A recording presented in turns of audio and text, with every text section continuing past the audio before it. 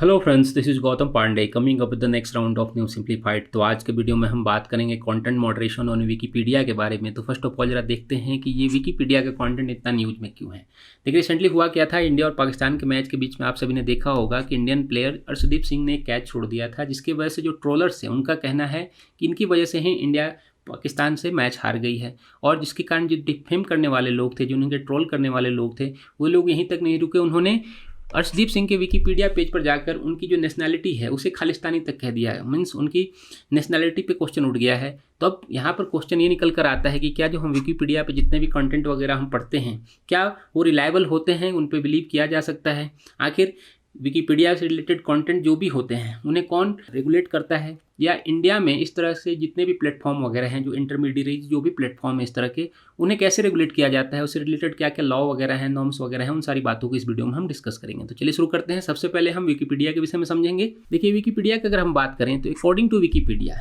ये एक free online encyclopedia है, जिसे कोई भी जाकर जितने भी वहाँ पे कंटेंट वगैरह हैं उन्हें कोलैबोरेट करते हैं। मीन्स कोई भी जाकर वहाँ पे कंटेंट को प्रोवाइड करा सकता है, उनमें एडिट कर सकता है। मीन्स ऐसा कोई रूल रेगुलेशन नहीं है कि पर्टिकुलरली विकीपीडिया के जो कंपनी है वही वहाँ पे कंटेंट प्रोवाइड कराती है। मीन्स हम और आप में से कोई भी जाकर वहाँ पर कोई अपना एक पेज बना सकते हैं, या जिससे रिलेटेड ऑलरेडी जो पेज वगैरह है उन्हें एडिट करके आप अपनी सूचनाएं दे सकते हैं। देखिए, थॉट इसके पीछे बहुत अच्छा था। कहा जा रहा था कि एक ओपन प्लेटफॉर्म होगा जिस पे कोई भी अपनी जो नॉलेज वगैरह है वो शेयर कर सकता है, उससे रिलेटेड जितने भी बाकी लोग होंगे उसके नॉलेज को यूज करके अपने आप को ग्रो कर सकते हैं। बट प्रॉब्लम क्या है कि जो कंटेंट आप वहाँ प्रोवाइड करा रहे हैं वो कितना रिलायबल है, कितना सही है, कितना गलत है, ये कौन डिसाइड करेगा? तो इस पर भी हम आएंगे। इससे पहले जरा हम विकीपीडिया के विषय में समझ लेते हैं। देखिए, अगर विकीपीडिया की हम बात करें तो इसे एस्टेब्लिश किया गया था ईयर 2000 में।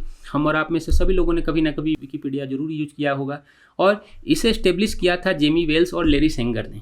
देखिए, इनका मेन एम ही था कि एक ओपन प्लेटफॉर्म के तौर पे देना। जैसे आज हम ट्विटर देखते हैं, वहाँ पर आप क्या कुछ भी जाकर लिख सकते हैं, अपनी बातों को बता सकते हैं। सेम वैसा ही ईयर 2000 में लैरी सेंगर और जिमी वेल्स ने ऐसा सोचा था कि एक ओपन प्लेटफॉर्म बनाते हैं, वहाँ पर सभी अपनी सूचनाएं प्रोवाइड करा सकते हैं। देखिए, यहाँ पर एक पॉइंट याद रखना है कि जो इनके जो पेरेंट कंपनी है वो विकीमीडिया फाउंडेशन है, जो पूरी तरह से इसे रेगुलेट करती है।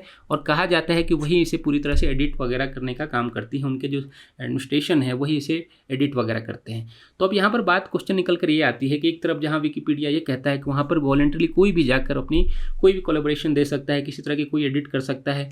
दूसरी तरफ ये बात भी आती है कि आखिर इसे एडिट करते हैं ये, तो जो सूचनाएं वगैरह हैं वो सही है या गलत हैं, इसके लिए रिस्पॉन्सिबल कौन होगा? मीन्स अकाउंटेबिलिटी किसकी होगी? यही सबसे बड़ा क्वेश्चन निकल कर आया है, जिसके कारण अर्शदीप की बात आई है, वहाँ पर उन्हें खालिस्तानी बता दिया गया है।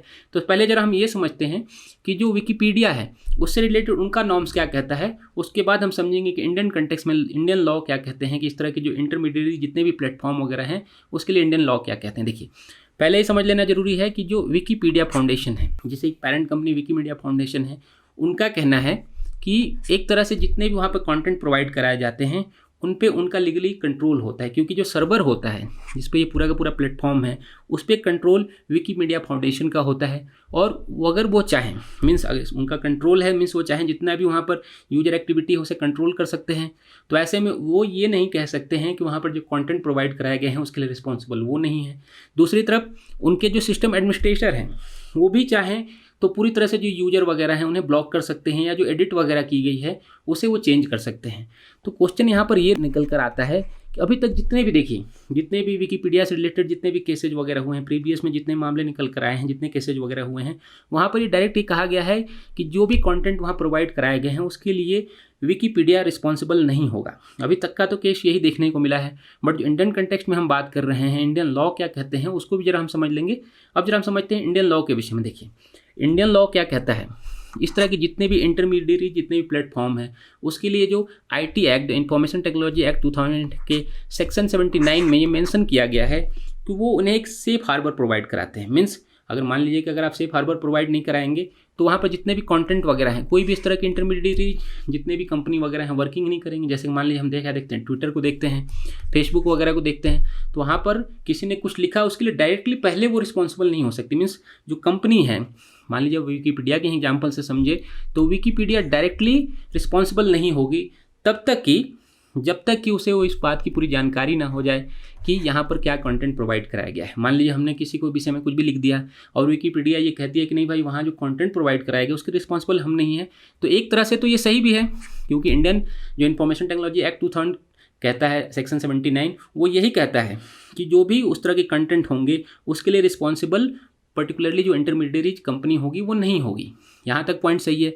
बट इसके साथ ही साथ जो गवर्नमेंट ऑफ इंडिया की और पॉलिसी है जिसमें information technology intermediate guideline and digital media ethics code है 2021 का, उसमें ये कहा गया है कि कुछ सर्टेन कैटेगरी ऑफ इंफॉर्मेशन हैं जिन्हें जो होस्ट है उसे अपलोड करने से रोकना होगा। मीन्स इसमें किसी तरह की कोई गलत सूचनाएं ना देना हो, या फिर अगर आपको मान लीजिए पता चल जाता है कि जो सूचना प्रोवाइड कराई गई, जो इन्फॉर्मेशन दिया गया है वो गलत है, उसे आप हटाते नहीं हैं, तो उसके लिए रिस्पॉन्सिबल फिर आप ही होंगे। तो ऐसी सिचुएशन में देखिए दोनों कंडीशन है। एक तरफ जहां हम ये कहें कि जो विकिपीडिया है वो रिस्पॉन्सिबल है या नहीं है, तो देखिए पहले सेक्शन के तहत अगर हम बात करें सेक्शन 79 ऑफ IT 2000 के तहत, तो ये भी कहना गलत होगा कि विकिपीडिया पूरी तरह से रिस्पॉन्सिबल है। बट दूसरी तरफ से ये कहना भी कि विकिपीडिया रिस्पॉन्सिबल नहीं है ये भी गलत होगा, क्योंकि भारतीय कानून तो ये भी कहता है जितने भी इंटरमीडिएट जितने प्लेटफॉर्म इस तरह के कि आपको जब पता चल जाता है कि वहाँ पर ये सूचना गलत दी गई है और उसे आप तब भी चेंज नहीं करते हो या उसे ब्लॉक नहीं करते हो, तो इसके लिए पूरी तरह से रिस्पॉन्सिबल आप होगे। सेम इसलिए इंडियन गवर्नमेंट ने जो विकिपीडिया है, जो विकीमीडिया फाउंडेशन है, उसे समन जारी किया है। उन्होंने कहा है कि भाई आप कैसे इस पर खालिस्तानी कह सकते हो हर्षदीप सिंह को, क्योंकि वो इंडियन नेशन के प्लेयर हैं। तो एक बहुत बड़ा मुद्दा बना हुआ है। तो होप आपको सारी बातें समझ में आई होंगी। Thanks for watching.